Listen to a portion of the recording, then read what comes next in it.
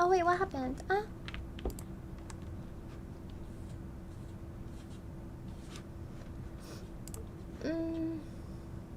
Okay, oh my god, sorry.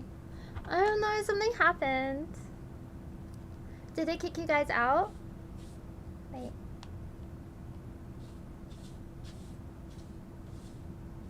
I can't tell if it's my computer being weird or if it's my phone that's being weird.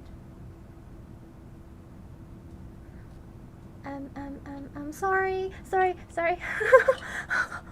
Oh my god, the stream's going badly already. Hi. Yeah, I don't know. Sometimes when it gives me a commercial on my phone, it like kicks everyone out of the chat. But I need to have my phone on me to read the comments. So yes. Hi guys. Basically, I'm doing this stream because I am lonely and it's 10 p.m. and I haven't really left my house in 2 days. And for someone with ADHD, that means I'm like going insane and I need to speak to people. So yeah, I want you to tell me all your dirty secrets. Did you watch Eurovision? Yes, I did watch Eurovision. Oh my god, I still haven't seen the results, but I know who wins. I watched the whole of the show. It was amazing. I love, what was it? Slovenia. I love Slovenia. You can tell every single one of the guys in the Slovenian band have sex with each other all the time. And I liked Germany. Germany was a good band too. And I liked France. France was pretty good. So yeah, Eurovision this year was really good. I think I preferred it to last year. Last year I actually had a Eurovision party in my house with a bunch of friends. And I made them like grade all the different songs. Which was hilarious because like a lot of them were American people. And they're like they don't understand the concept of Eurovision and the fact that it's supposed to be shit. Oh, let's get it. You just got back from football? Man, I wish I had done any form of exercise today. Jesus Christ. Hi. Finland was robbed. Yeah, Finland was so good. And I saw everyone complaining about it on Twitter. I think they're all good. I don't mind that Sweden won. I'm like, the ones I like are always the crazy ones. They never win anyways. Yeah, I like Slovenia though. They were cute. I don't know. But yeah. So what did I didn't leave the house for 2 days. I was supposed to go to Enoshima tomorrow with my friends, but one of them got corona. Like they've come from Australia, and I guess they caught corona on the plane. I haven't seen them yet, so I don't have corona, probably. So, now I also don't have plans tomorrow, so I'm probably just going to stay home tomorrow. I'm just going, like, slowly insane, honestly. Yeah. You should watch Eurovision. I've been slowly getting my American friends into it. They really don't get it, but, yeah, it's fun. Everyone's playing the new Zelda game, and I have really big FOMO, but my friend has it, and I might be able to play on their Switch soon, but I don't know. I don't really feel like dropping 7,000 yen on a game right now. But I do like Zelda. I did complete Breath of the Wild, and that was an amazing game, so I'm sure this one looks pretty good too. I didn't really see anything about it because normally when I play or watch anything, I tend to go in it completely blind. So yeah. Maybe I'll get Zelda next week. I have a job now, so like at least I'm like semi-making money. So maybe I should get it as a little treat. You can emulate it. I don't wanna, one, I don't trust emulating or downloading anything in Japan because I don't want to get arrested. Two, I don't know, I really like supporting game developers, even really big ones, so like, yeah. My friend is streaming it. It looks good. Yeah, it looks so good. Breath of the Wild was amazing. I poured like 100 hours into Breath of the Wild. I just had fun trapping and killing the pigs over and over again. But yeah, it was a really good game. So I'm still playing Yakuza Ishin and a bunch of other games, but Yeah, I don't know. If I stream Zelda, I have to get a thing from my Switch, like an Elgato thing, and I tried it last time and it was really fucking annoying, so I might just stick to playing games on my PC. So what point can I jump into the questions? Oh, please ask me any questions you want. I'm so lonely. Sorry, my cat's meowing. He's not hungry. He just ate. He's literally lying to you. He's lying to your faces. He's just eaten. Yeah, I think in general there's a little bit of delay on comments on stream anyways. So yeah, that's always a thing. But yeah, I got a new cover from my Switch, and it's Cinema Roll, and it's really, really freaking cute. Oh my god. I got it off of AliExpress, so it's definitely not like official merchandise, but Sanrio has enough money, so I'm like, whatever. Meow, meow. Okay, it's so funny. So my cat Hades, the green one, he's got like the ugliest meow ever. It's like really deep, and my other cat Horace has got the most heavenly meow ever. It's like meow, meow. It's so funny. But I think Hades had a time trained his meow to be as ugly as possible, because that's what gets him the most attention. Like, it's so annoying. I would just give in and give him whatever he wants. Switch capture is really annoying for sure. Yeah, I used it before I even started streaming. I used it like years ago, and I tried it and it was really annoying, and I was like, guess I won't be a streamer. But then I tried again, and yeah, I enjoy streaming games. Okay, here we go. Okay, so I'm a new AOT, started about a month ago, slowly getting into it, and it's wonderful. From what I hear, it was rocky when you started. What was it like? And how long did it take for you to get used to things, paying rent, understanding the language? Yeah, it was really rough for me at first because my company was really bad, but my school was really good. The first school I ever worked in was the best school I've ever worked in Japan. Like, it was wonderful. But I started off not knowing anything at all. Like, honestly, I was super loud and annoying all the time. So, like, but I don't think that's a bad thing. Like, the language, I could speak a little bit of conversational Japanese before I arrived, but when I arrived in Japan, I immediately was going out every night. I was going to parties, I was going to host clubs, and I was like meeting a lot of people, and that's how I learned how to get better at the language, because I feel like you don't really get better at it in Japanese school because you gotta speak English every day. So I would suggest like getting out as much as you can. And I know this is like kind of bad to say, but drinking is really good for learning Japanese, because when you drink, you don't get as shy, and then, you know, when you're out and drinking, people are a little bit less shy speaking with you. So I think that was the best part for me. Like, I learned most of my Japanese just going out and like drinking and going to clubs. I still get anxiety going to 7-Eleven. No, okay, so when I first moved, I moved to Koshigaya in Saitama, and I remember it took me a week to be able to take the train to the next station because I was so nervous by myself. Honestly, just do it little by little. Like, I remember I was eating matsuya every day because matsuya, you had the machine and to just push the button and get the ticket. And I was too shy to speak to shop staff, so I was just eating like that, like going to ramen places, going to matsuya, anywhere where you didn't have to speak to the staff.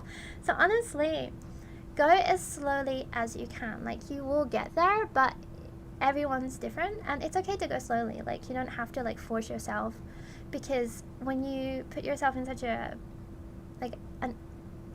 different environment, it is very overwhelming. So honestly, go as slow as you want, and don't feel like you have to compare yourself to other people, because a lot of people adapted a lot slower than me, and a lot of people adapted a lot faster than me. So like, it's just go at your own pace. Yeah, but when I arrived, I was living in Koshigaya, and there was like nothing in Koshigaya. Oh my god. I remember it was like one izakaya was open at night, and like that was it. There was nothing in Koshigaya, so it was hard to speak to people because, again, there wasn't really like any bars or anything, and there wasn't anywhere to really chat. The only good thing is that when I first lived here, I was living in a share house, And share houses are great because like you're forced to interact with each other. Yeah, definitely take your time. I got anxiety leaving the house at first. Honestly, I still get anxiety. Like, that's why I'm trying to leave the house maybe tomorrow, because if I spend like 2 or 3 days inside, that's it. It's like a whole week for me. Like, it's really hard for me to start leaving the house. And was it last week or the week before that, I had a couple of cases of like there was a fight on the train that I was on with like this crazy old man, and then another man touched me, and then there was a guy who followed me home, and it was just like a bad week. And then I got really anxious about leaving the house by myself. So like it does really happen. And I don't think being anxious is like necessarily a bad thing. It just, you know, like, yeah, go at your own pace. Yeah, a couple of weeks ago, it was awful. I had like so many bad things happen like all at once with like just weird people. And that's not to say that people are generally weird. It was just like literally just bad luck. Like I mentioned this before online, but a guy touched the back of my head like this on the train station like about 2 months ago, and honestly I still have anxiety from that. How long were you in AOT? So I was in AOT for 6 months, and then I moved to Shinjuku, and I didn't have a job, and I found like this upscale eikaiwa, and I was working at this eikaiwa for like a couple of months, 3 months, and then I went back to being in AOT. And I think I was only in AOT for like a year and a half in total, or maybe 2 years and a half. I don't know, I've been here a long time. So I was in AOT for maybe like 2 years and a half, and the rest of the time I was working in like a private school. So I wasn't really in AOT, but it's kind of like similar, like AOT adjacent. Yeah, hello Joshua. But yeah, I honestly, being at AOT was great. It was just really boring sometimes, and it just completely, it depends on what school you're at, because I worked at some schools where I had to do every single last thing myself, and then I worked at schools where I didn't have to do anything. I worked in this one school where they just locked me and the other AOT in the cupboard, and we didn't have any work to do for like 6 months. It was weird, but it's just a mixed bag, really. Oh my god, I actually made it to one of your streams. Oh my god, don't have high expectations. We are just hanging out in our pajamas and talking shit. So if you have any questions, please feel free to ask. I didn't come into the stream with like any particular thing that I wanted to talk about. Now we're talking about being an AOT in Japan. Oh wow, forgive the question. You can ask any question, like honestly, it's totally fine. What was it like being jobless? I get worried about that at times. I do plan on moving to something else at some point, but I don't know where to look. Okay, so the first time I was jobless, again, the AOT company lost the contract, so either they were like moved to a different district, or sorry, my cat's being really noisy. Hare-chan! Shh! Shh! Because they moved to a different district, or like just find another job. So I moved to Shinjuku and I didn't have a job, and I really wouldn't recommend being jobless, like if you can, because the job market here is either great or terrible, and it really depends on the hiring season. Because that time I managed to get a job like by chance, but this time when after I lost my job this time, I was super lucky because my company felt bad and they gave me a lot of severance pay, so I had enough money for like a few months of being jobless. But hello nothing. But so that was the only thing. Like I have a whole bunch of savings, so like being jobless for me now isn't too bad, like if you have savings. But if you don't have savings and if you're not given severance pay, I wouldn't recommend being jobless, because I think the main thing is the visa. The visa is the big issue. Like if you can find another job within the allotted time, that will give you a visa. I mean, you can always join like an eikaiwa, like GABA or something, if you really need a visa that bad. Hanging out and talking shit is great. That's a vibe. That's all I do, quite frankly. I know public transport is different over there, but I'm glad I can drive everywhere because public transport is scary as hell. I'm the opposite. I love public transport. I mean, I know it's full of weirdos all the time, but compared to England, Japan's so much safer. Like, you might get like a creepy dude trying to touch your bum sometimes, but that's honestly about it. In Shibuya, I saw a non-Japanese girl yell at someone that touched her. People like me came to support her. That's good. That makes me happy because like that's my biggest fear, is that something will happen to me and no one will help me. Like I've been in situations like that in Japan before, because in England, if there's a guy being creepy, like several people will stop in and be like, oh, you're right, love. But in Japan, it doesn't really happen.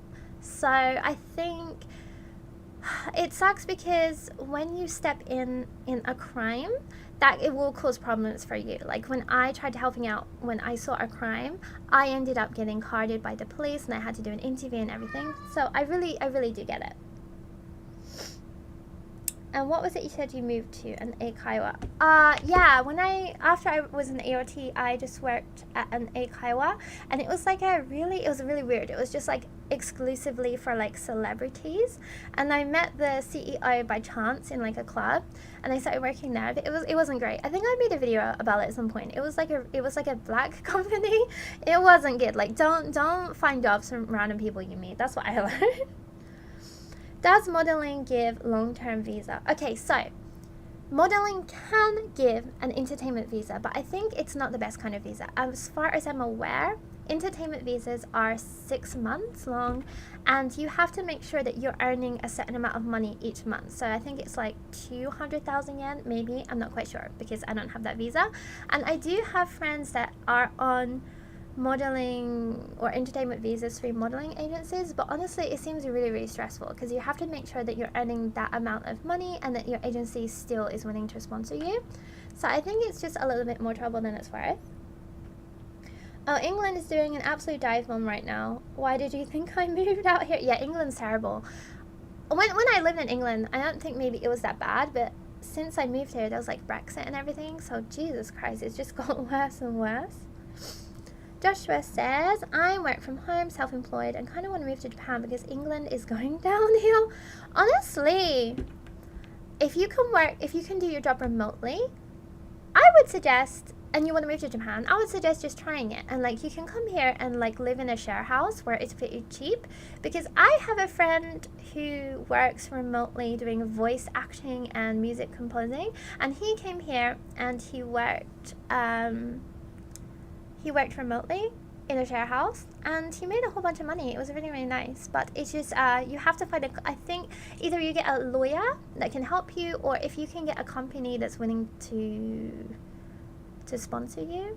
There are ways around it. Like there's always ways to get a visa, but sometimes it's good to get a lawyer. Like if you have money, I would recommend getting a visa lawyer. It's only like 70,000 yen. Okay. You want a steady job if you want a working visa. Yeah, I would really recommend getting, like, just having a company sponsor you. That's really all you need.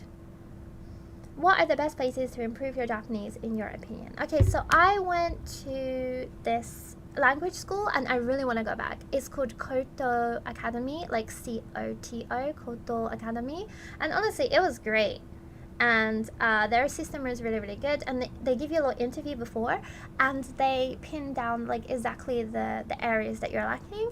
And I went there last year, and honestly it was great, but it ended up being a little bit too expensive. I think it was 30,000 yen for one semester, or 30,000 yen per month. Yeah, 30,000 yen per month, and then you only got like 2 classes a week, and I think they're 2 hours each. But like I thought that was good if you want to like properly study. But yeah, honestly I'm not really good at studying because I have ADHD, so mostly I just learn from speaking with my friends. When I was moving to Japan, the best advice my friend gave me was find a Japanese person and just latch onto them and don't let go. Oh, that's so cool. Hearing that is really encouraging. Yeah, like honestly there's loads of methods. Like the best way is to just find a company here, but again, if you have another source of income, what you can do is go to a eikaiwa like GABA, which isn't really a good job, but you can get like the lowest amount of hours working there, and that will give you a visa, and you just work there like 2 days a week, and then you can do your side hustles, which is kind of like what I do actually. Any books, material? I mainly just pick it up from coworkers and anime. Though I feel like Ohio or Newtown might be a bad idea. Maybe. Yeah, they gave us a whole bunch of books and like folders and materials and stuff. It was great, honestly. And the classes were all in Japanese, so it forces you to speak. And all the teachers I had were really, really nice too. Oh, hi Alex. Why are you doing like a sad cat face? Also, trying to hear a native Japanese person talk is real difficult, especially since they speak fast and fluently. Oh my god, though, this okay, my problem was is that the companies I work at, or the schools I work at, is all like old men, and even now I just can't understand what old men are saying. Like, I can't understand what old English men are saying, and I don't know what old Japanese men are saying, and like a lot of the meetings I have are with old Japanese men, and I just don't know what they're saying. I'm a lesbian from the UK. I'm just wondering if you have seen any successful foreign relationships here in Japan. Honestly, I know a few lesbians in Japan, and they're great. Like, I know a couple of lesbians that are just foreign lesbians, and I know a couple of girls who are dating Japanese girls. I haven't had any luck dating Japanese girls, but I'm just unlucky. I haven't had any luck dating anyone here, to be honest, but it is really, really possible. The only thing you have to remember is that you can't legally get married, and I think if you date a Japanese woman, or obviously if you're a guy and you date a Japanese man, you can't get a visa from that yet, but it is changing, and I would like to believe that it will change in the next 5 to 10 years. Like, that's my hope. Ginormous brain. Hey there. It's a leaky eye. Yeah, my cat with a leaky eye isn't here. I'm not sure where he is. He's probably beating up his brother. Hi.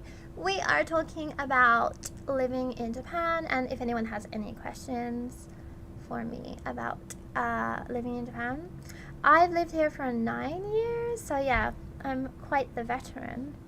And I think I'm gonna stay here forever. It seems like. I did have this phase the start of this year where I was gonna move to Greece on like a whim, but then I googled about jobs in Greece and I didn't find anything, and then I went on this international forum and it was all like other foreign people, and they're like, do not move to Greece, there is no jobs for foreigners. So I just gave up. Have you done anything for Hanami? Yeah, I did so much for Hanami this year, so much stuff. If you go on my Instagram, there's tons of pictures, but also I made a couple of YouTube videos, and it was the best video that's done so far on my channel. I did this video of this we held a massive picnic in Shinjuku Gyoen Park, and it kind of went viral on like Japanese social media or somewhere, because there's tons of Japanese people leaving comments, and they're all really nice. They're like, oh, I'm glad that foreign people can enjoy Hanami in Japan. It was hella cute. Okay, here's the cringe question. Any advice on relationships in Japan? Not looking for a girlfriend, but in the UK, people avoided me like the plague. Okay, honestly, it really depends. Like anywhere, you need to be good socially. And if you're looking to date Japanese people, there are things that Japanese people do not like about foreigners. Like, you know, if we're too loud, if we come on to someone a little bit strongly, if you're a woman, like, it's not good if you say too much like sexual stuff. There's a lot of things that make it easier, but I think generally if you're just confident and you have good hygiene and you have a nice smile and yeah, stuff like that, then it's not too hard. If you're a man and you're dating a Japanese woman, one thing is that Japanese women will expect you to earn enough money, probably, for them to like quit their job and have a baby. So that's always a little bit of pressure for you. Love your style. It'd be awesome to do a video of that. I'm gonna do a lookbook soon. I've just been incredibly lazy. I watch Ask Japanese and they provide a lot of interesting insight. Again, like, oh my god, this is gonna get me cancelled, but I don't really like I don't really like channels where they go and ask people things in the street. Like, I've seen a bunch of videos where they'll ask Japanese people, would you ever date a foreigner? And then the answers are like, I do not see race. I would date anyone as long as they are pure of heart. And it's like, that's bullshit. Like, you know, people aren't going to say their actual feelings. I'm not going to go in there and be like, I would never date an American. Americans are rude. Like, so I think, honestly, anything on there I would take with a pinch of salt.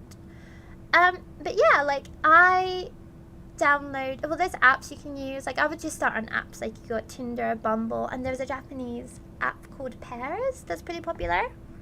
Just, all I can say is for relationships is just trying, like, getting out there and like, testing the waters, because the only way you can get better is through experience, and honestly, like, trial and error. Like, your first 5 dates will be terrible, but after that, you will get better. Hoping to catch up on Aino Sato.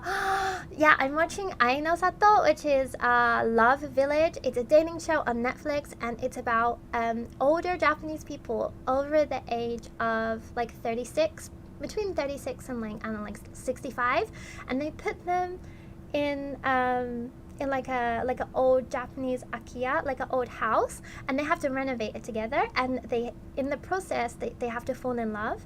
And if you tell someone your feelings, if they reciprocate, you guys leave together. But if they don't, then you gotta leave. It's like, it's a lot. But I think stuff like that is also good. I would recommend watching Ainori and Aino Sato and like Japanese dating shows on Netflix, because those are good if you want to learn about relationships. Honestly, every single relationship I've had has come from me not looking for relationships. Oh my god, you're so right. It's when you're not looking for it. And I feel like my problem is when I was looking too hard. When you look too hard, you sometimes like lower your expectations and you're looking in the wrong places. I think if you just like chill and meet people organically, eventually you will find someone that's best for you. I say I'm still single, so like maybe don't ask me. Also, another question. Can't tell if a person is gay or not. Oh my god, this is a great question. This is a fantastic question, because in Japan, a lot of men just take really good care of themselves, and they have like handbags, and they even wear a little bit of makeup, and they're hella cute, and they're not gay. Like, they just take good care of themselves. And the same for women. A lot of women in Japan cut their hair short, and they call themselves like ore or boyokyu, and they have like deep voices, and they only wear boys' clothes. They're not gay either. So like, honestly, it's the gaydar is much harder to work in Japan. It's a lot harder to figure out who's gay or not. But again, there are gay dating apps, and I would really like the gay community in Japan. If you're looking for a girlfriend or a boyfriend, I would suggest using a queer app or going to Nichome and going to a queer bar. There's also like a lot of queer meetups, and there's like a lesbian picnic, which is super cute. I've always wanted to go to the lesbian picnic. I shaved my beard because of a Japanese girl. My beard is back now. Yeah, I was gonna say, one thing is that like Japanese people are very focused on looks, and if you want to get popular with Japanese girls, you gotta be clean shaven. And not just your beard, like everything. Like, they like all the hair to be gone.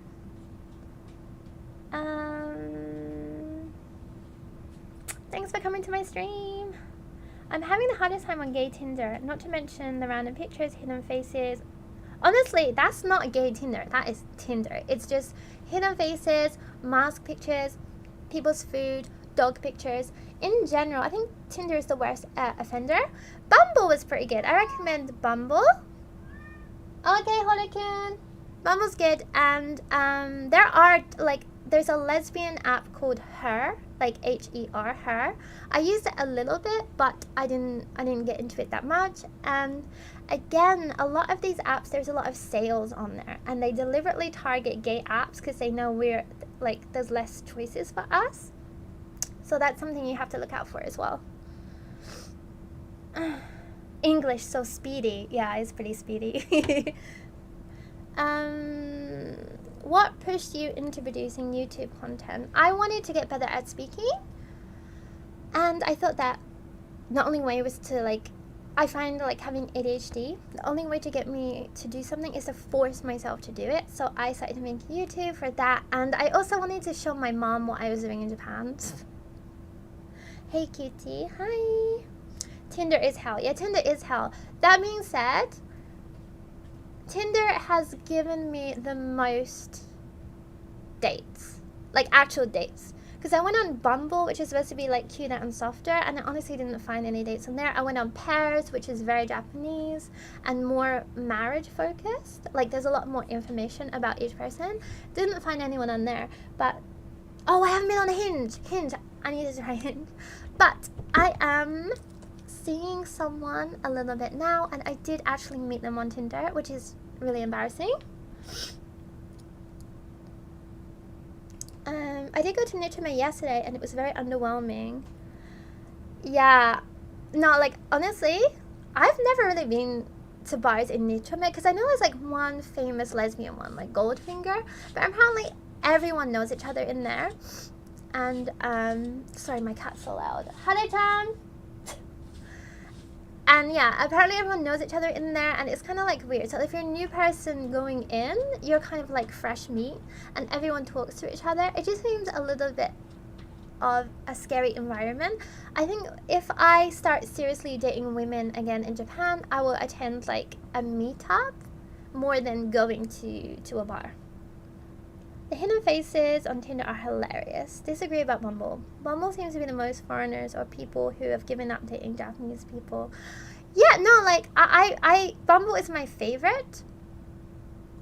But for some reason, Tinder has just given me more dates. I think it's just people on Tinder are just a little bit more ready to, like, meet up.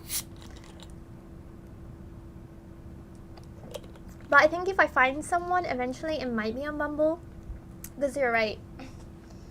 I don't have any like preference about their race. The person I'm kind of dating now doesn't even live in Japan, so what do I know? Hi Yuki. Final question. You can ask as many as you want. I have more questions, especially about living in Japan. What would be the best way to drop them? Yeah, Twitter's fine. My Instagram DMs.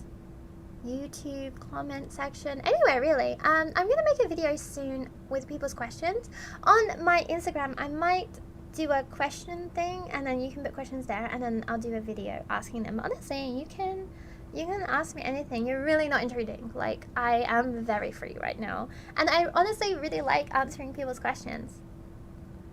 No, long distance. Yeah, I'm gonna make a video about this, but I've been seeing someone. We've only been on 2 dates, and we have our 3rd date next week.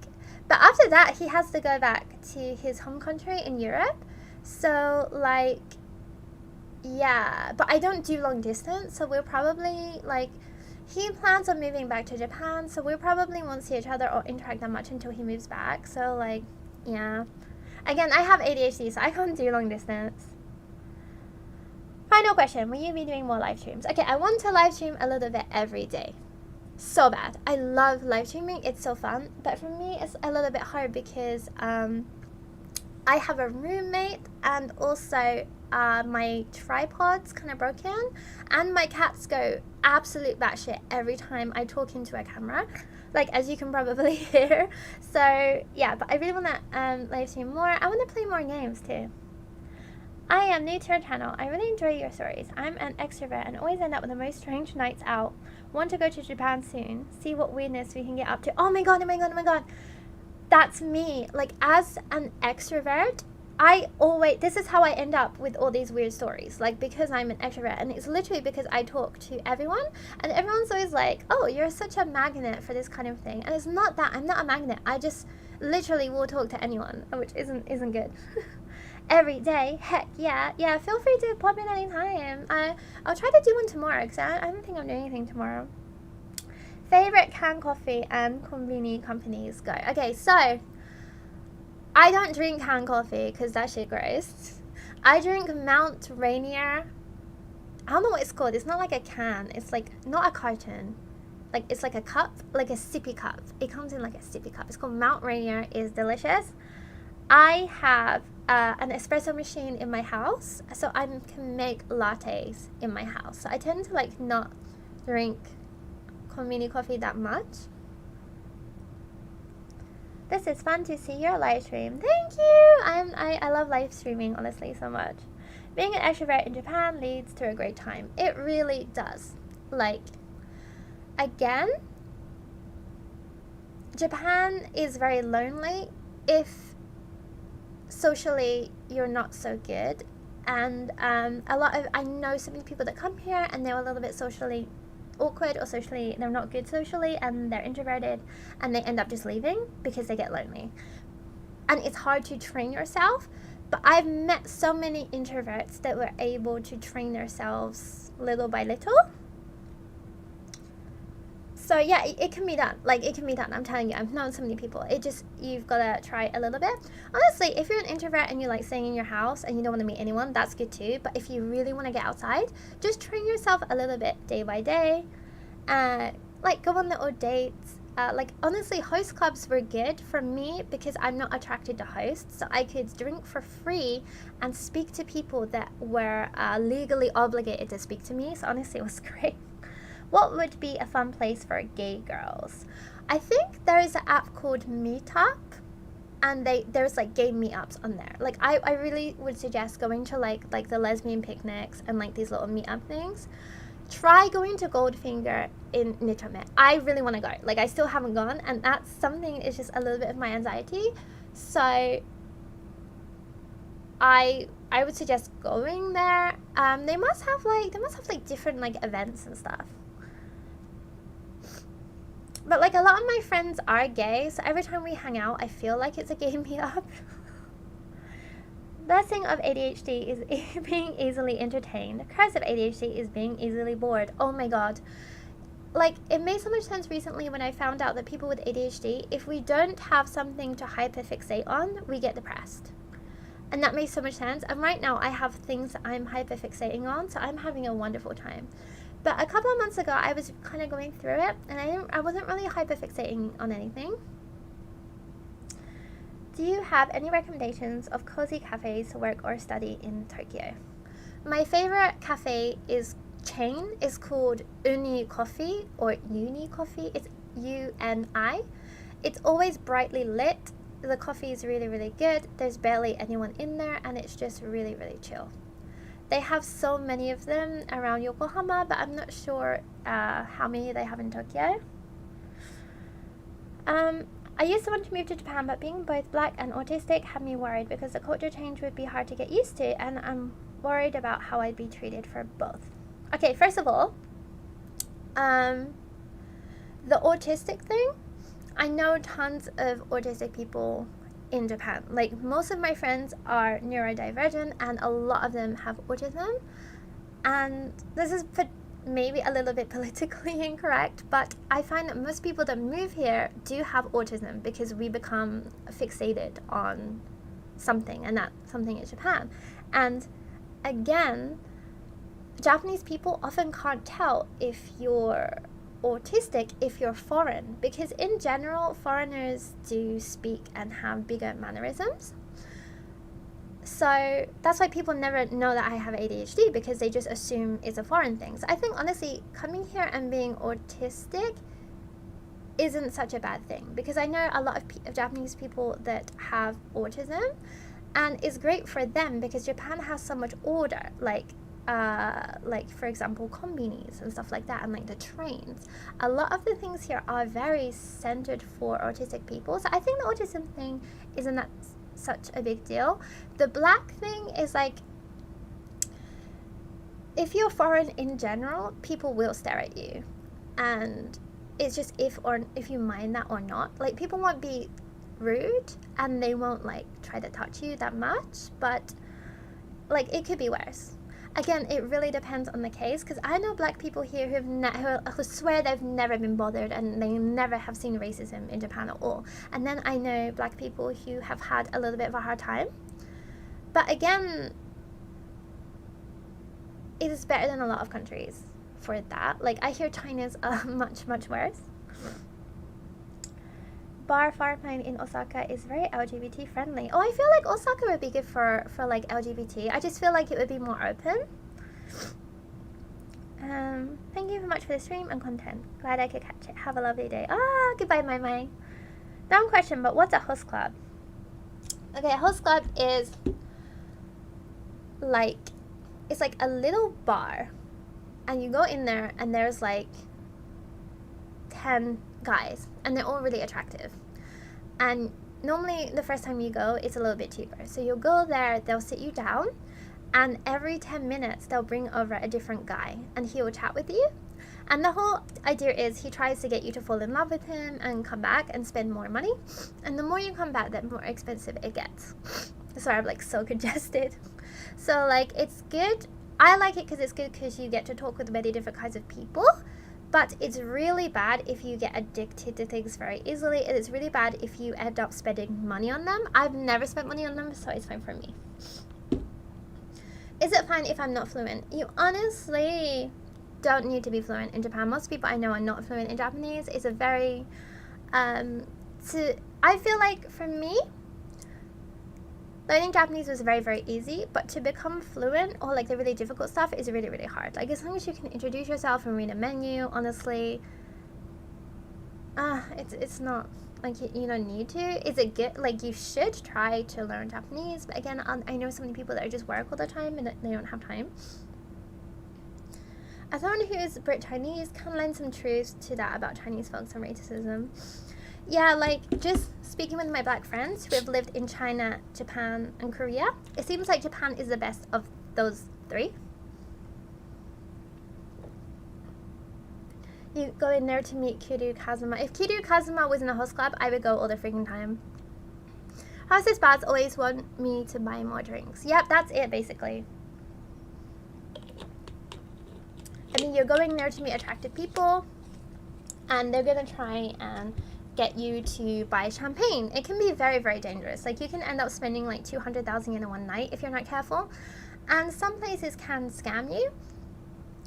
But if you're interested in going to a host or a hostess bar, I would recommend going with someone who's been before, and then you'll probably be fine. Overseas people like full color lighting. Yeah. That people are having fun without me. Do you ever experience this? How do you cope? Honestly, I don't really care what other people are doing that much. Like, I'm really in my own world, and I think if you want to succeed in Japan, you just make your own bubble and you just fill it with the things you like, and then that's it. You gotta make your own pocket and just enjoy yourself. Like, that's all you can really do. Oh god, I'm easily addicted, fixated on things. Host clubs sound like they take advantage of that too well. Yeah, like, if you find yourself falling in love easy, and if you find yourself giving too much to the person you like, and if you feel like it would be bad for you, really don't go to a host or hostess club. Like, really do not. Like, because I've seen people run up like millions of yen debt in those places, and I personally just cannot understand it, because I've been like probably like 6-7 times, and I've only just gone, paid 1,500 yen, drunk all you can drink for 1 hour, had a good time, and left. And that's because I don't find those people attractive, and I know that it's a scam. Not like a scam, but I know it's kind of like not real. I think if it's hard for some people for their brains to like separate what's real and not in that instance, because it can be quite convincing.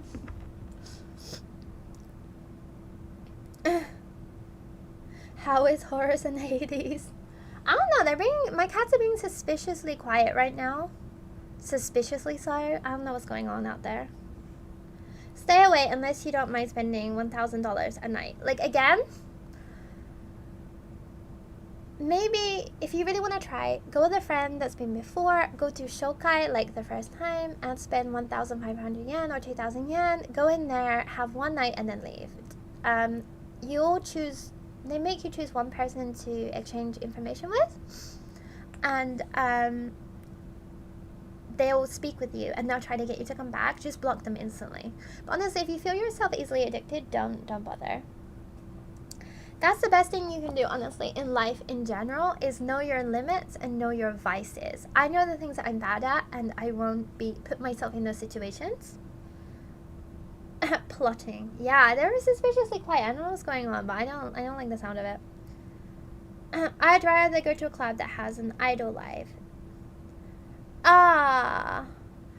I mean, I went to a fun maid cafe the other day, and they did a little live, and they sung the song from Oshinoko, and it was nice. So yeah, I personally don't really like live music that much. Like, I don't like. It's like kind of overwhelming for me. So I would rather go to somewhere where I can just chat with someone. But maid cafes are kind of cute if you want to see lives. There's also in Shin Okubo, the like Korean town, there's a lot of like live like K-pop-esque groups, and you can go there and watch them. And there's also like little chatting sections where they'll chat with you. They're kind of cute. But again, that can also cost a lot of money, because like you go there and you chat with them, and then like you can buy checkies, you can buy like videos with them. And honestly, I met one of my friends before, who used to go see those lives, and every time she went, she'd spend like 20,000 yen on just like pictures with them. So yeah, I think before you do anything like that, just research a little bit and try to find someone that is pro, and they'll teach you the do's and don'ts. Because sometimes I take my friends who want to go to a host club, and I'll take them one time and I'll explain the system to them, and I'll explain like, do not do this, and they'll show me a message, and the guy's like, you're so pretty, let's hang out sometime. I'm like, yeah, don't reply to that.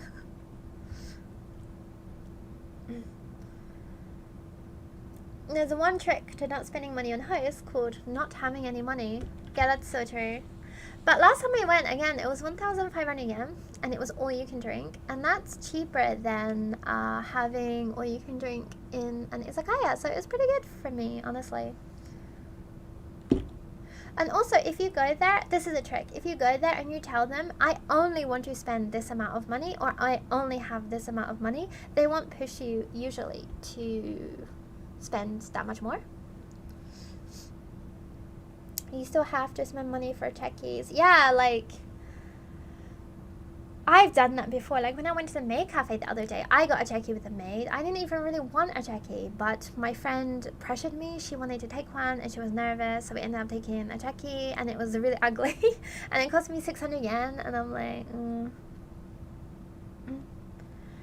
maid cafes are so underrated. It's a much cheaper, fun alternative to hostess clubs, and a great way to practice Japanese.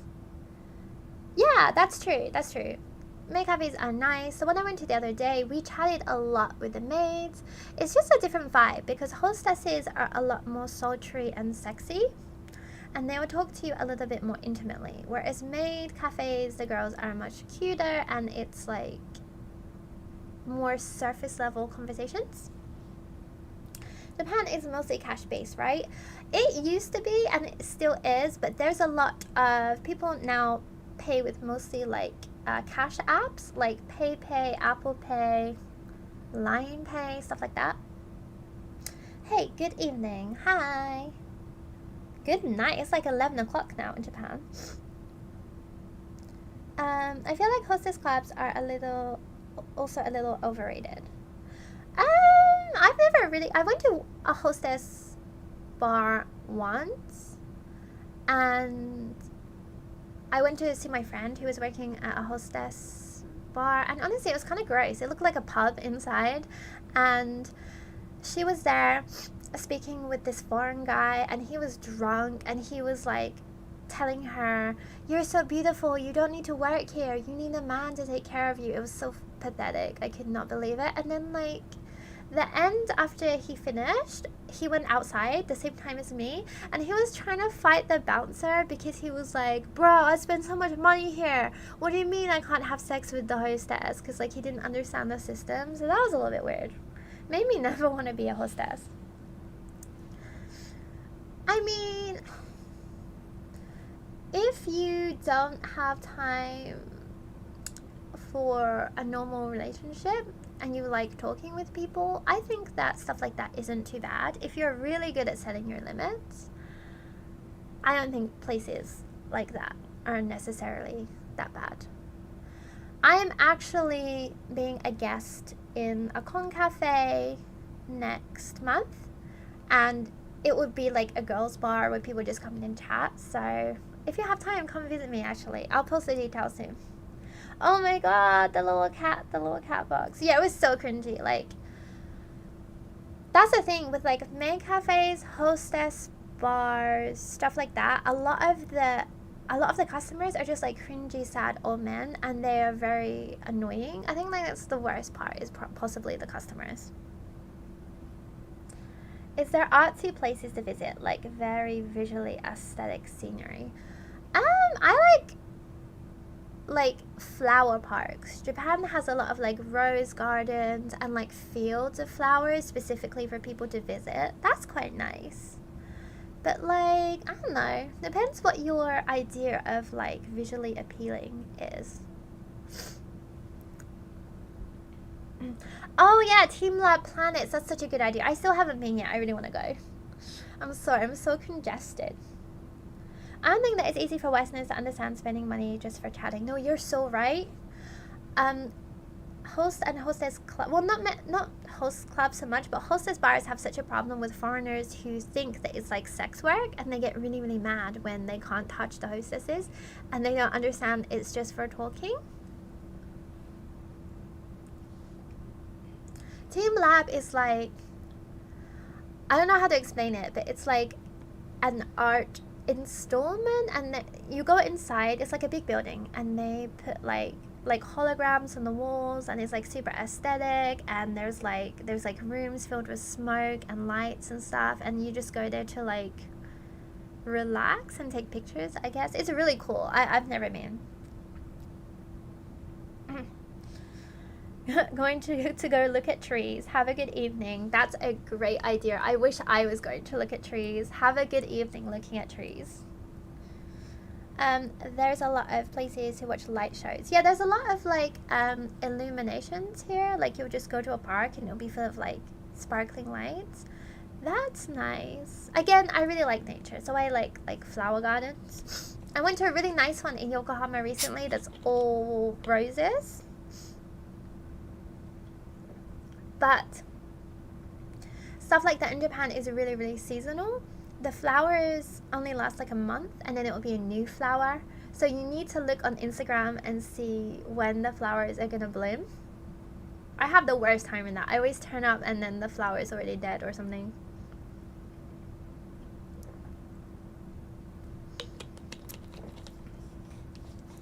Yeah, I know. I never went. I feel like it's like a date place.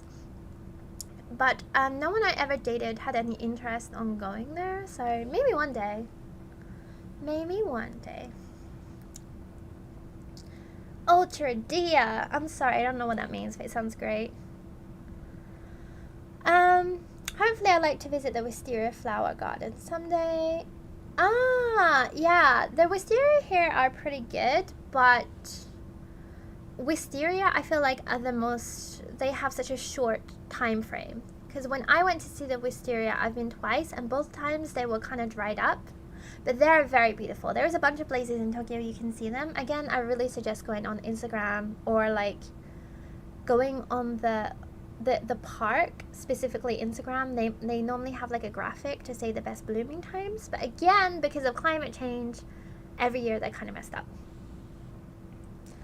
Personally, I prefer maid cafes since my Japanese is a work in progress. Yeah, maid cafes are pretty good for chatting Japanese. Okay, the good thing about like host clubs and hostess bars, I'm assuming, is like you're in your own booth, so no one can hear you talk. And it's a little bit more intimate, like they're closer to you, so it's a little bit more, if you don't like talking in front of people you don't know, it's a little bit better because you're not talking in front of the other customers. And also there's more alcohol, so like that helps me. Oh, you're from Brazil. Hi. Brazil mentioned. Yeah.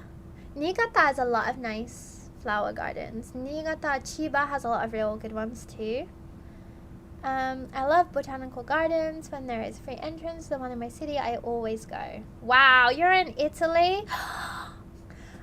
Okay, so I'm thinking to do a little Euro trip. I'm not sure if I should go the end of this year or maybe next year. And I want to go to Greece is my number one. I have to go back to the UK because I have to see my family. I might go to Italy. I might go to Venice. I might go to Sweden if I'm still seeing this person, and I might go back to Iceland because Iceland's my favorite place. I have a really pretty lake where I live and dark walking spots in the forest. So pretty in summer. Oh, that's so nice. Where I live now, I live like near Tokyo but on the outskirts, but there's not like a whole bunch of nature here. We only have sakura trees, like cherry blossoms. There's a lot of nice cherry blossoms here, but again, cherry blossoms only bloom for like 2 weeks, so the rest of the year there's not a whole much going on, to be honest. Where is that place near Aomori that is super famous for drawings in rice fields? I have no idea. That sounds great. I want to go to that place. It's like a lake in Tochigi, I think, and it's like called Monet's Lake, like the painter Monet, and it looks like a Monet painting. It has a bridge and it's full of carp, and I don't know how to explain it, but it's like blue and purple and it looks really nice. I really want to go there. Or is it in Gunma? I forget. Siena, Italy is one of my favorite places. Yeah, I might add Italy to the list. I want to do a little Euro trip, but after like because of the pandemic and the oil prices, the flights are so expensive right now. But I also hate flying, so I'm gonna try to get like one place in Europe and then try to take trains everywhere. I don't know. I feel like that might work. Not sure if anyone has asked you in the past, but are omamori something you can only get in shrines? Oh, I've only ever seen them sold in shrines. I've never seen them sold anywhere else. Now I think about it, but you can buy them online. I feel like people might sell them online, although it might be a little bit weird to buy it online, because I feel like the whole point is like you go and you pray, and then you get the omamori, and that's like bound to you. So I'm not quite sure actually. Luca is in Tuscany, but I have been to Venice and it's a really beautiful city. Yeah, I want to go to Venice because the only reason my mom married my dad is because he promised her that he would take her to Venice, and he never did, and they both died. It was like super sad. He never did. So I'm gonna go in her place because she deserved to go to fucking Venice. I heard, like, my brother went there and he said it's super expensive, like, super expensive. But, I mean, it's one of the beautiful cities in the world, so it kind of makes sense. Do Japanese people still use shrines, or is it more of a once-in-a-while tradition?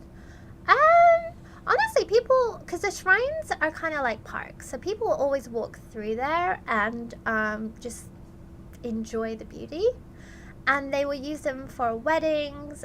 Sometimes they'll use them for funerals and stuff like that. And like different. There's always like matsuri, and there's different days like when your kid turns 3, 5, or 7. There's a day where you'll take your kid there. So like there's a lot of different reasons people go to shrines. It's not just like at New Year's. There's probably like, I don't know, like 10 reasons why people might visit a shrine during the year. And I don't know, I find like people normally go on dates. Like it's kind of cute when you go with your date and like you get your little fortune. Japan is still my favorite destination. I especially love the hot springs in Hakone. Yeah, Hakone is great. I went there last month. I went in a hot spring. It was very, very nice. Japan's still my favorite country, I think, after living here for 9 years. I think it's because it's like long.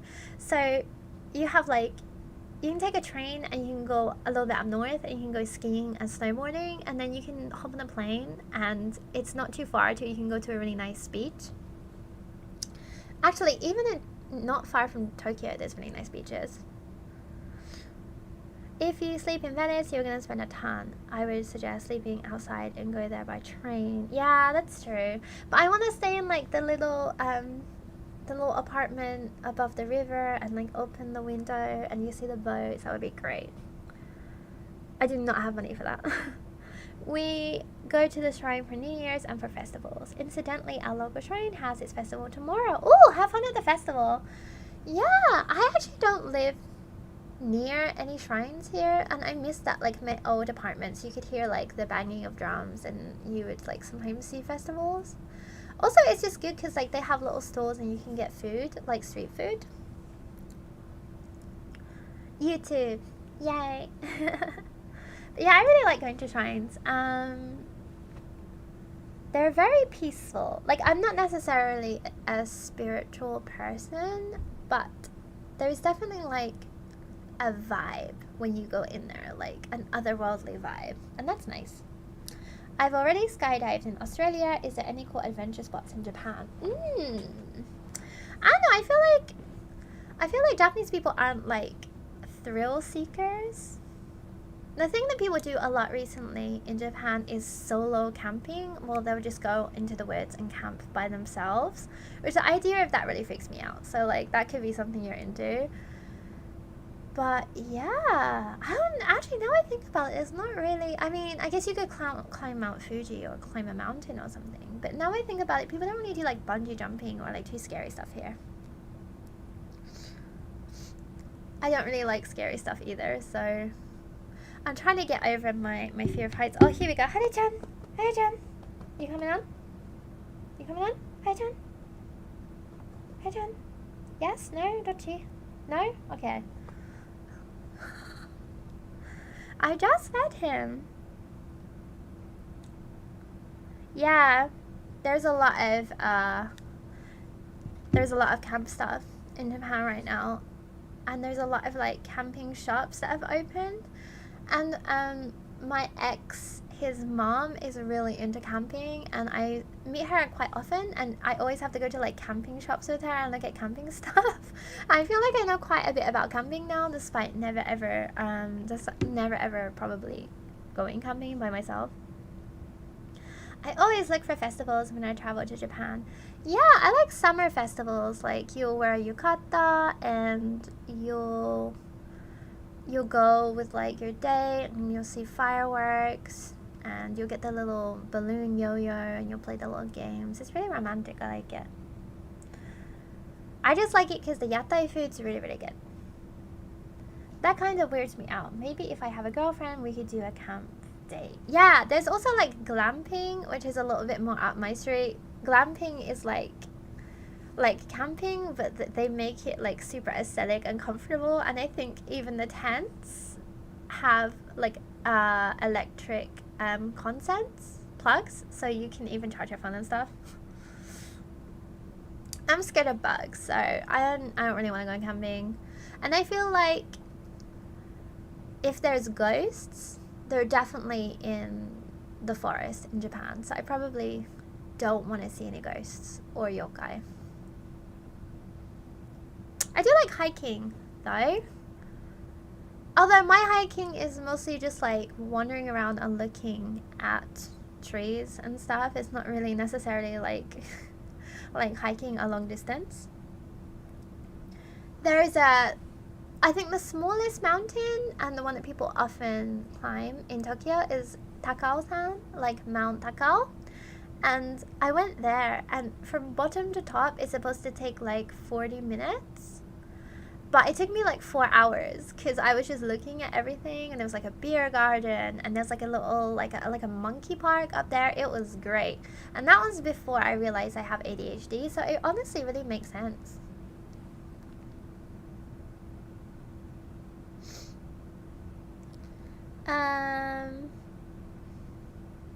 I never camped, but it's something I would want to try. Sadly, it's one of these things that you need to spend a lot up front.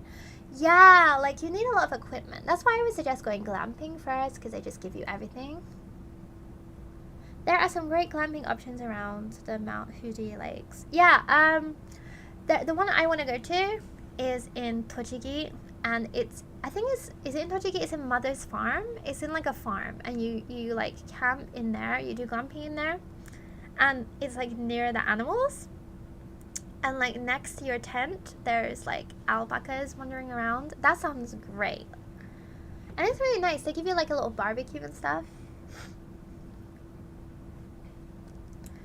So yeah, maybe I will try glamping. The problem is it's almost summer, so it's gonna be insufferably humid for a few months. So maybe when it turns to be autumn, I might go glamping if I have money.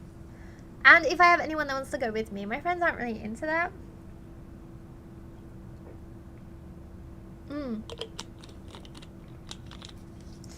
Right, if you enjoy it, it's not a waste of time. And I really enjoyed hiking up Mount Takao. It was great. We got to the top and there was like a cat up there, like a stray cat, and I fed him the meatballs from my bento. It was my favorite part.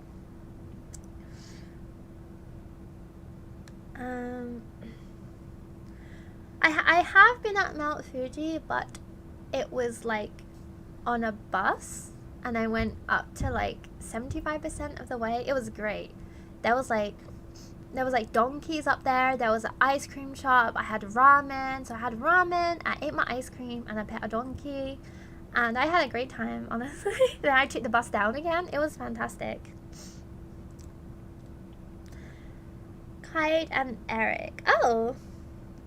Yeah, I want to do a glamping video. That's one thing I really want to do. I want to do a glamping video. So maybe in the autumn. I've been trying to find a glamping place to like sponsor me. So yeah, I'm going to work on that. Maybe I'll mail some.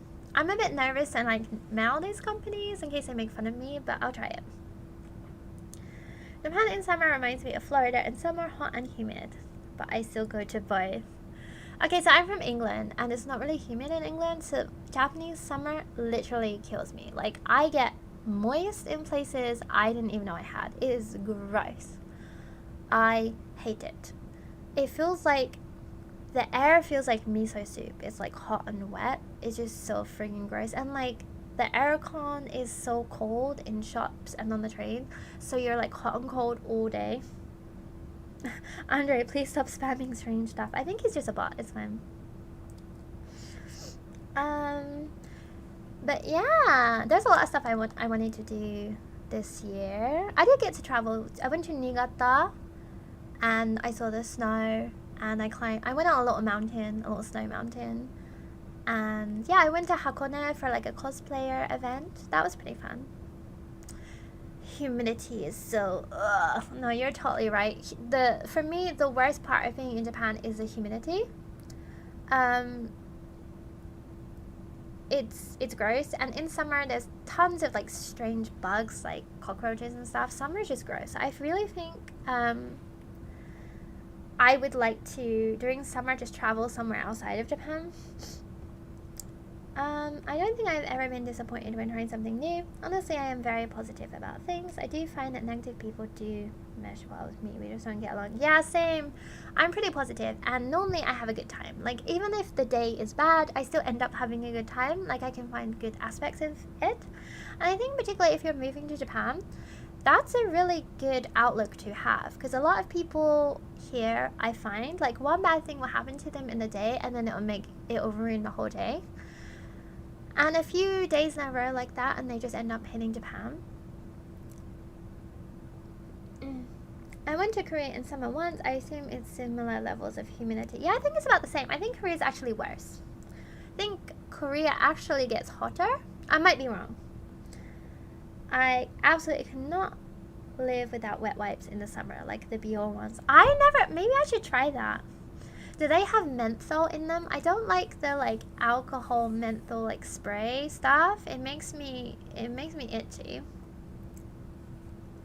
I just get like Western deodorant, and I shower like 2 or 3 times a day in the summer.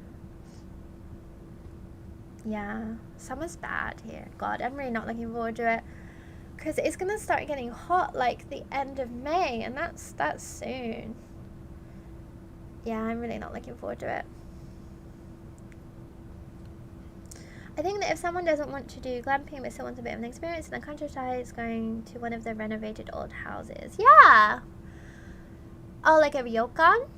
Yeah, I really like staying at ryokan, like the Japanese inns that have little onsen. I think I would way prefer that to glamping or camping. You go there, it's like the windows are pretty big, so it's still kind of like being outside.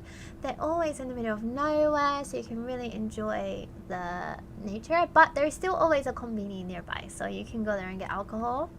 I love ryokan. But yeah, there's so much fun stuff to do in Japan if you like outdoor stuff. But again, it's not really like adrenaline seeking stuff. I want to go to one of those adventure parks where it's all like wood and like you climb trees and like go on zip lines and stuff. That sounds kind of fun. Are Japanese apartments and homes as small as I've seen? Honestly, if you're living by yourself in central Tokyo, if you live by yourself in any city, it's going to be small. My house isn't that bad. I have like a living room, kitchen, dining room, 2 bedrooms. But honestly, having a small space isn't really that bad. Like, I've lived in a couple of small apartments, and particularly when you're living in Japan and you like go out all the time, you don't really need that much space. I have a large closet. Oh no, I have one room just for clothes. Like, I'm not joking.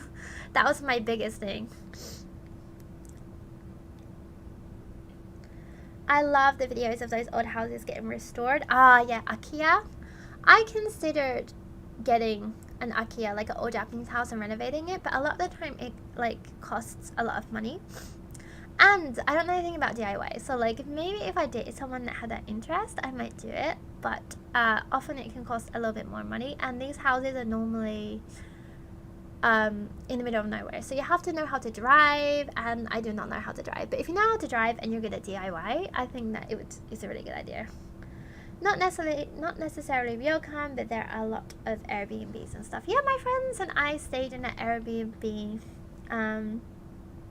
last year when we went to Izu in Shizuoka, but I don't like Airbnbs because like you have to clean all your own trash and cook yourself. But if you go to a ryokan, they cook you super delicious food, and then like you don't have to take your trash out. It's great. Yeah, ryokans are great. Ryokans are one of my favorite things about living in Japan. The guys I was talking about before, Kaid and Eric, when they went glamping, there was a park, like you said, with various little games. The name of the place was Pleasure Forest. Okay, that sounds ominous, but yeah, that sounds super fun. I think if I go glamping, I'll do the one that's like in a farm, because I really like animals. But there's a lot of glamping places opened recently, and it's not actually that expensive. I think it's like 20,000 yen per night, and sometimes that includes food. So they'll have like a little barbecue outside your tent, and then they'll give you a bunch of meat and vegetables. I'm actually hungry now. Maybe I have some frozen ramen. Maybe I'll have frozen ramen. I shouldn't really be eating frozen ramen at 11:30, but fuck it.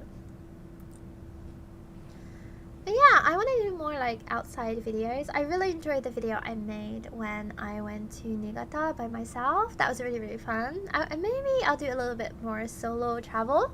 Mostly because me and my friends don't really want to go to the same places. The place I really want to go to is Tottori. Tottori has like the sabaku, like the desert, and there are camels. So you can friggin' ride a camel in the desert in Japan. It's wild.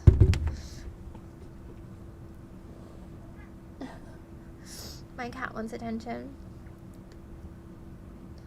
Speaking of which, did you stay up for Eurovision? I did not. I got to like 3:30 and I fell asleep, but I woke up and I watched the rerun on YouTube, and it was great. I had a great time, honestly. Hello, Diego. I watched Eurovision yesterday. Yeah, Eurovision was great. I had a fantastic time. Honestly, yeah, it was great. I know everyone's complaining that Sweden won, but Sweden was alright. Finland was good too. I liked Slovenia.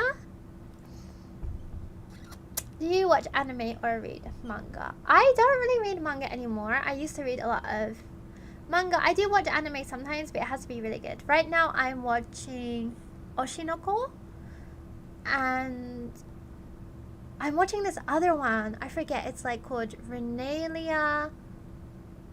Why is Renalia in the Duke's mansion? It's like a isekai of this like Japanese woman who gets isekai'd to like as a European princess. It's not that good, but Oshinoko's alright, and I really like Chainsaw Man. Some of the Fuji Lake glamping places are more like motels. Yeah, I guess they are. I want to be somewhere where there's a toilet and I can charge my iPhone, so I don't think Sweden should have won. My favorites were Finland, Belgium, and Norway. Yeah, that's what everyone's saying. I just enjoyed it in general. I don't really care who won. Oh, but my biggest regret that this year Eurovision was held in Liverpool in the UK, and I really wanted to go see it. But maybe I'll see it next year in Sweden. It's always been my dream to see Eurovision, which is kind of a lame dream if you think about it. Like, it would cost so much money. I watched Vampire Hunter D. Ah, yeah, that's really, really old. I really remember that. It really reminds me of not Castlevania, but also Castlevania. What was I thinking of? There was another old vampire one. I forget. Before the pandemic, my wife's friends would always rent a lodge to camp at. That sounds great. Yeah, there's a lot of lodges you can rent. I don't think what anime I watched recently, apart from Chainsaw Man. Nothing really stuck out. I mostly like old anime too, like the classics like Code Geass, Death Note, Steins Gate. I like JoJo's a little bit. What did I watch recently? I feel like I watched a lot of anime recently, but I just can't think. I read why Rielania, I forget her name, ended up at the Duke's Mansion thingy. It was originally a manhwa. Yeah, it was. Maybe I should read the manhwa instead of, because I'm watching it in Japanese, and there's no, like, subs, even. And it's kind of hard because, like, the names are all crazy in katakana, and I'm like, that's the part I'm just struggling with. Yeah, I'm not super interested in watching Eurovision live, personally. I think it would just be like a big party, to be honest. But I watched the Underworld movie series, reminds me of that. Yeah. There needs to be more vampire stuff, like more cool vampire stuff. What other vampire anime are there? Vampire Knight. If you've seen Vampire Knight, like vampire and knight is spelled with a K. That's a vampire thing, and that's kind of interesting, but it's kind of like Twilight, honestly. Vinland Saga is so good, highly recommend. Helsing! It was Helsing. How did you know that's what I was thinking of? Why are you in my brain?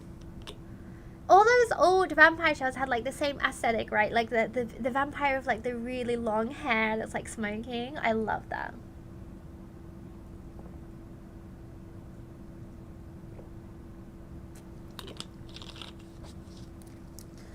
But yeah, there needs to be more vampire content. And I like vampire stuff where the vampires are just bastards.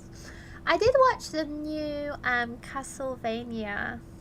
Was it Castlevania? Castlevania anime that was out last year, and that was pretty good. Yeah, I'm trying to think what anime I've been watching recently. I have been watching anime. I don't really watch like anime movies, you know, like Your Name something. And that one where the guy's a chair. I feel like I should be watching these, but they're always so long. They're like 3 hours long. Oh yeah, it wasn't every AMV. You're totally right. Okay, Interview with a Vampire is great. Interview with a Vampire is one of my favorite movies ever. I watch it all the time. The aesthetic is on point. I still haven't watched the new series. There's an Interview with a Vampire series. I still haven't seen it. What streaming service is that on? It's harder because in Japan, it's not like the Japanese license doesn't have all the shows that you would have in the West. So like, I don't know. Vampire in the Garden. I have not, but that sounds wonderful. We should do that. I might make this like a thread on Twitter where we just comment our favorite vampire movies, books, or anime, because I really want to read more or like consume more vampire media. I like the original Bram Stoker's Dracula, like the original book. I thought that was fantastic. I really, really like Dracula as a concept, but whenever they try to make Dracula the character into like a movie or a series, they always make him really lame. Yeah, we need more vampire stuff. Cause like, okay, in Japan, I feel like there wasn't really the concept of vampire stuff, so it just come from the West. I'm trying to think of more like Japanese vampire. Call of the Night, which is hilarious because I just cosplayed the character of that series. But she's more like a succubus. She's more like a succubus than a vampire. But I guess it's kind of similar. And I actually did cosplay another vampire recently. That's why I'm talking about vampire stuff. I cosplayed as Vampire Miku. Where is it? Ah, here. Vampire Miku. Yeah, so we love vampires. What We Do in the Shadows. I still haven't seen What We Do in the Shadows. I still need to see it. I'm going to make a note on my phone right now. What We Do in the Shadows. Yeah, I want to watch a new movie from Makoto Shinkai. Is that the one where the guy is a chair? Like, it's the main love interest is a guy and he is a chair. Like, I heard that he is a chair. And, like, he transforms from a chair to a human or a human to a chair. That one I kind of want to see. But again, Makoto Shinkai's movie is always a little bit sad. And I don't like sad movies. I just cried through the entire Guardians of the Galaxy 3. Like, the whole movie from start to finish. Hot, scary people in books are always better than movies because your imagination can go wild. You are so right. You are so right. That's why I read so much fan fiction, because I feel like my imagination is a lot spicier than what anyone can come up with. And for example, like Netflix, they always cast like conventionally attractive people, you know, like for Americans. So they have like, if it's a guy, he'll like have like a square jaw and like stubble and short brown hair, and he'll be muscly. And I feel like characters like vampires, werewolves and stuff like that, they should be a little bit fucked up looking. And I don't necessarily find conventionally attractive people conventionally attractive. So that's my issue. Hire more weirdos. Oh, they all have Radwim's main themes. I don't know. I've never seen a single one of his movies. I really want to watch them. But everyone I know has already seen them, so I'm never going to get... It wasn't a joke. I didn't know this. I didn't know this either. I can't even remember what Radwimp sounds like. They're a band, right? What are the name of some clubs around Tokyo? I heard people hook up in those clubs with the wristbands and whatnot. Oh, S clubs. Oh, okay. There is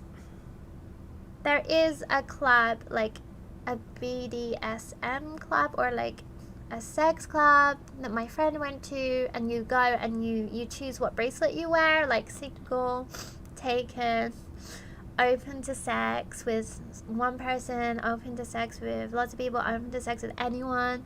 There is that club, but honestly, I don't know where it is. I will probably never go there, but I'm sure if you Google it, you can find out. But I have a feeling that it closed during the pandemic. Like, I feel like most stuff like that closed during the pandemic. Hire more weirdos. Capsule Money in 2023. No, for real though. I liked, what's his name? Adam Driver, like Kylo Ren. And when the first Star Wars movie that he was in, when he took off his mask and he was a bit weird looking, and everyone was like, oh, he's weird looking. And then he took off his shirt and his body was like really swole. And everyone was like, he's weird. I'm like, I like that. I like people that, I don't like the typical Western fantasy thing. Like, I think people should look interesting. If I'm looking at someone's face for 3 hours, I want them to look interesting.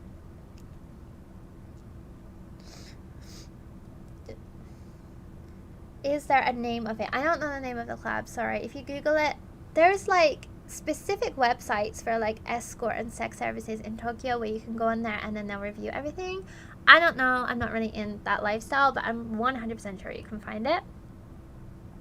The chair guy one is called Suzume no Tojimari. Ooh, is that the new one? I'm gonna watch it. I'm gonna watch the one where he's a chair.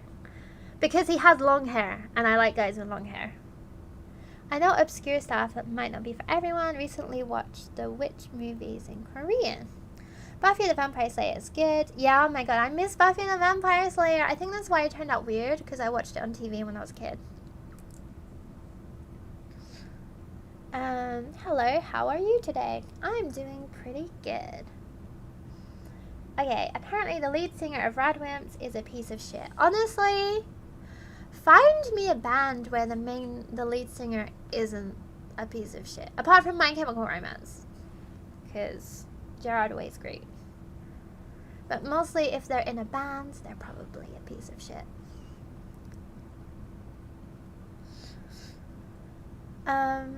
But like, yeah, I really want them to hire, I think just Netflix in general. I think just because it's American, and like, that's why I love British stuff, because British actors don't get the surgery where they have completely white teeth that all look the same, so they like start off looking a little bit different. And British actors are classically trained, which means that they started off on like the theater doing Shakespeare, so they can actually act. Cold Rain. Ah, I like Cold Rain. If the singer isn't a piece of shit, then that makes me happy.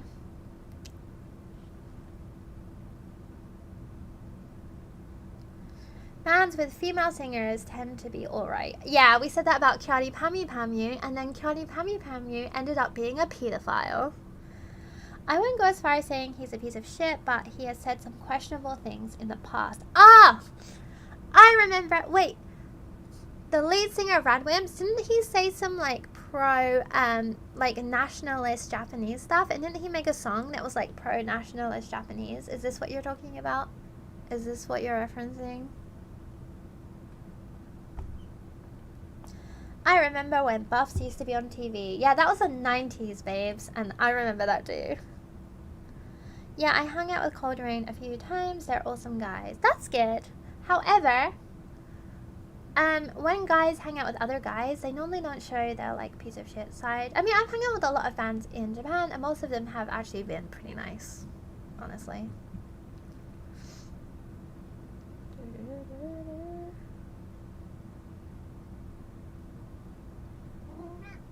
Hi Dan, you want cuddle? No? Okay. I didn't watch the movies because I was like a couple years younger than the target audience. Oh, okay. Yes, he said some eugenics-ish things. You need to tell me what he said. I need to find out what he said, because that's funny. I mean, most entertainers in the public eye have said some kind of dumb shit. I just feel like, I try to give people a couple of chances. Like, that's been his only indiscretion so far. Why shouldn't we match people with good genes to produce better kids or some shit? Oh, okay. I mean, it's not that bad. Like, these days, a lot of people say a lot of awful, terrible, disgusting things. So, like, as far as stuff goes, that's not that bad. Like, it could be worse. I mean, you shouldn't say that or think that, but I mean,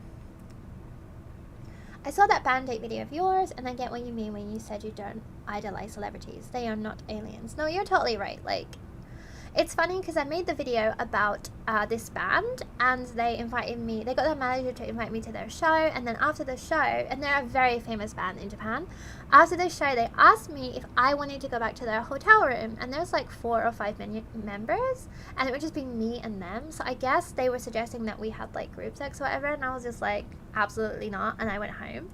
The funny thing is about that video is that no one guessed the band, like not a single person guessed that band. And so many people have mailed me and so many people have commented and no one guessed what the band is, and it's hilarious because they're very, very famous.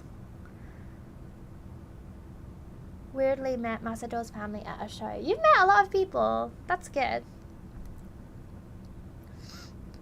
The thing that I say a ton of stupid shit, but people don't care about it because it's me. If you're a public figure, everything you say will be under the public eye. Honestly, like I've had things that I've said really taken out of context and twisted, and so I really understand. I'm like nobody, so like I try to give celebrities at least one chance because everyone says dumb shit occasionally, like.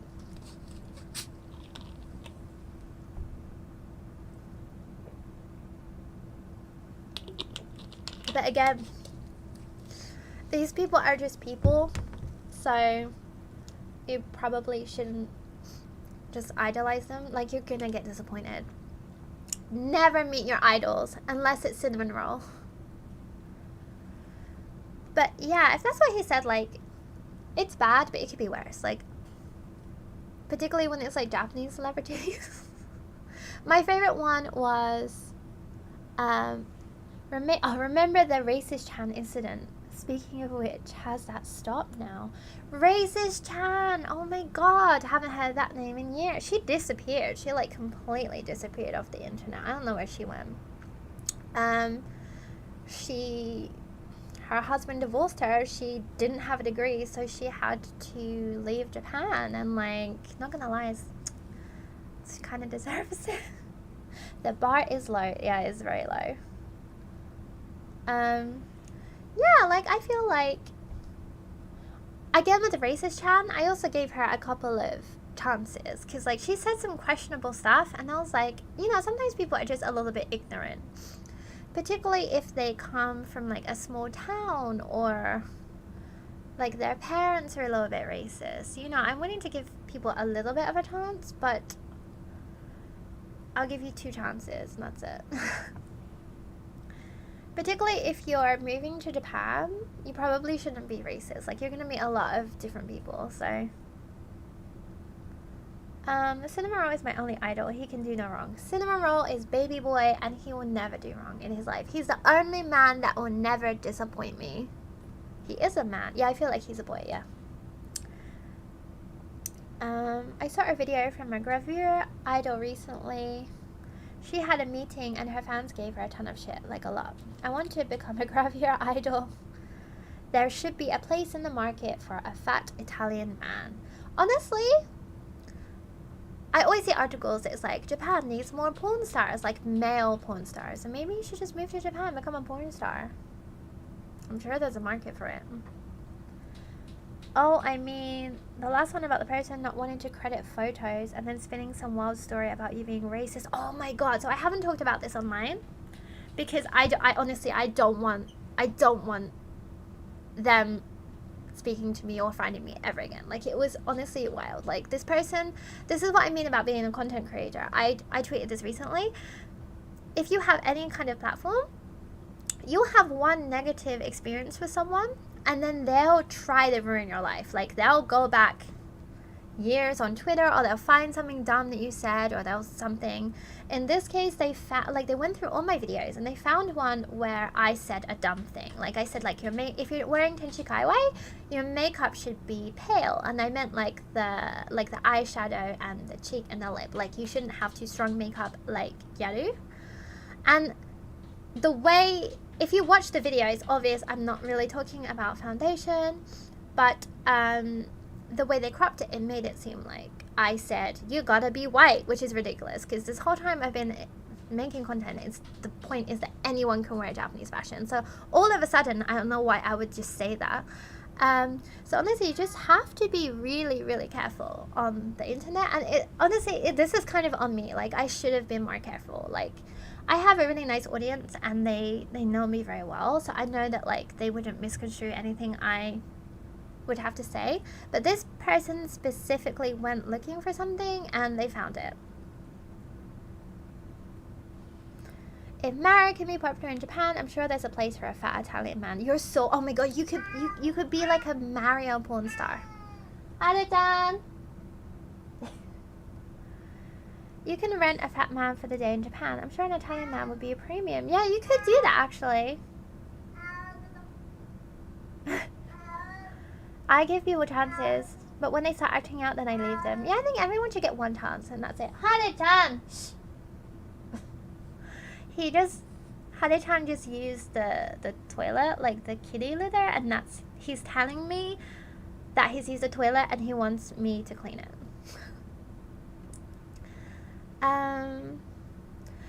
Yeah, but like that whole interaction, I've only really had like one really bad interaction with anyone on the internet for like a couple of years, and it was that person recently who tried to call me like racist and transphobic, and it was really, really weird because like it stemmed from them doing something bad and me just trying to like tell them to credit people. Oh, that's another reason they called me racist, is because they said I shouldn't. The whole thing stemmed from me saying Japanese people really don't like it when you take their content and just repost it. Like, it's bad everywhere, but in Japan particularly it's really, really bad. And there's a problem that Japanese creators have. And they said I was racist because I shouldn't talk over Japanese people, but like Japanese people always put it in their bios, like, please don't repost my work. Let him cook. Your cat is a performer. Let him be a star. Oh my god. Anytime I'm talking into a camera, he'll just meow. I need to give him attention 24 hours a day. He's the neediest cat in the world. Do you enjoy being a smaller channel? I think larger would be stressful. Yeah, like, I have friends who are YouTubers with bigger channels, and they get a lot of weirdos and a lot of awful comments. And I like this size of channel because I know most of the people that come into the live stream, and like we can chat. And I feel like you guys know me pretty well, and you know that like you know my character, so it's kind of nice. It's like we're all just like buddies hanging out.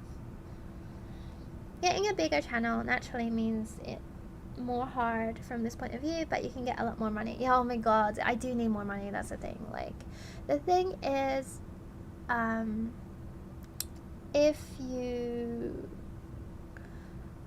if you want more money as like a channel in Japan, you need to make a little bit more generic content. Like I do make generic content sometimes too, but like you really have to push that. Also, why would you assume you can just repost people's content? Oh my god, for real though. Like, this is a thing that like a lot of and it's not mostly Western like younger people. They'll make like an aesthetic account, and they'll just take Japanese people's content and then they'll just repost it and not credit them. And when you tell them, and I've told them so many times, you always get the same response. They'll say like, oh, I found it on Pinterest. It's like, one, why are you using Pinterest if it's not credited? Like, if you're looking for something, just find the tag on Instagram. I do this every time. Every time we have to have this conversation. And it makes Japanese people less likely to want to like associate and like interact with foreigners on the internet, because they're scared that their stuff's going to get stolen. Is time capsule personal shopper business? I'm ready to move to give you a hand. That sounds stressful. I don't want to be a personal shopper. Can you just give me money? That would be much better. But yeah, also like people forget that the way people use social media in Japan is a little bit different to how people use social media in the West too. Don't people steal your stuff as well? All the time. And it sucks. Like, I had this problem. I had this same argument a year ago with like a really popular aesthetic Twitter. I went to Pure Land and I took a picture of my food. And the thing is, like, I go all the way to Pure Land and I pay for my ticket, and I pay for the food, I take a picture, I post it online. They stole the picture, and then they posted it on their aesthetics place, and they didn't credit me. And I mailed them, and a lot of people commented on their thing. It was like, this is Capital Money's, please credit them. And they mailed me, and they're like, it turns out that the person who ran the account was someone I knew from Instagram. And once I found out with them, I kind of let it go. But I noticed the next thing they posted after that was one of my Japanese friends, and it was like a breakfast that they made at home. And I'm like, all the stuff they posted got like thousands and thousands of likes, right? And I'm like, why wouldn't you just retweet it? Like, it's on my Twitter. My Japanese friend had it on her Twitter. Just retweet it, and then like everyone's happy. I don't get why you have to fucking repost it. I don't understand, and it makes me so mad because like content, it costs money. I don't get why we have to do this every time. Content costs money and time and energy to make. So like, yeah, man, it's rough. If I had enough money, I wouldn't mind giving it to you, but now it's not possible. When you get rich and become a Mario-themed porn star in Japan, then you can give me money. This is why I look at profile bios of Japanese artists before retweeting. Yeah, a lot of them say don't repost and stuff like that. Like, I still don't fully know exactly how Japanese people interact online. Because a lot of the time, like, they don't even comment on it. Like, people don't comment on their friends' pictures, like, the way the Western people do. It's a little bit different. Like, there's always, like, a little, like, the nuance is different. Pinterest is for finding inspiration, not content. You are so correct, though. And, like, the problem I had with this person recently is, again, they use the same excuse that they found it on Pinterest. And it's like, you're on Instagram, just search the tag. Like, I don't know why people think that they can use people's stuff. And it's sad because most smaller creators, they never get popular because their stuff gets stolen. And it's like, now it's really hard as a small creator to get popular. Like, for me, I already have like a little bit of a platform, but for people who have like under 5,000 followers, it's really hard. I'm only 21. Oh, you're a baby. Do you find age has made you more confident? I'm scared how I will become already. I'm willing to speak to anyone. So, I'm pretty old. I'm going to be 32 this month. And being 30 is great. Once I turned 30, I was so much more confident. I just get more and more confident. I know when I'm 40, I'm going to be fucking unstoppable. Getting older is so good. Like, I really, really like it. It makes you more confident. And I did also chill out a bit more. Particularly if you have ADHD, you'll probably chill out a little bit more after like 28. 25 was a big one for me. After 25, I chilled out a lot more. I'm a photographer and I see my photos being reused by large influencers without credit. It's frustrating. Exactly. I don't get why people would just repost and steal content. It just... The worst part is like, we had this argument with the person who stole my picture and saw all Japanese people's pictures, and they made this video. Like, it wasn't a bad thing, but then I tweeted about it. This is the thing I did wrong. I tweeted about it, like, kind of angrily. I wasn't just talking about them. I was talking about similar creators, and I didn't use their name or anything. And then they saw that. They got really mad. They got their fans to like comb through all my videos and find some dumb comment I made. They found one, and the thing is like, they're famous in the community for doing this to different people. Like, they do it all the time, so it's like, whatever. They're probably doing it to someone else right now. Alright, I gotta go work. I'll catch up later. Bye! Thank you for copying. I had a really good time chatting with you. You don't see as much sharing here. Always posted pictures of their kids. That's so true. And then they'll always put a stamp over their face, which I think is a good thing. About sharing content, I want to do a page about Japan, but I can't have new content. You can mail people and ask them if you can use their content. As long as you tag them, they're normally totally fine with it. But yeah, just tagging people. Just give credit. That's all I ask. Yeah, that's the thing. I love it when people take my pictures and repost them, but I just want to be tagged. With Japanese people, though, a lot of the time, even if you tag them, they don't want you to repost their stuff. So that's just something to keep in mind.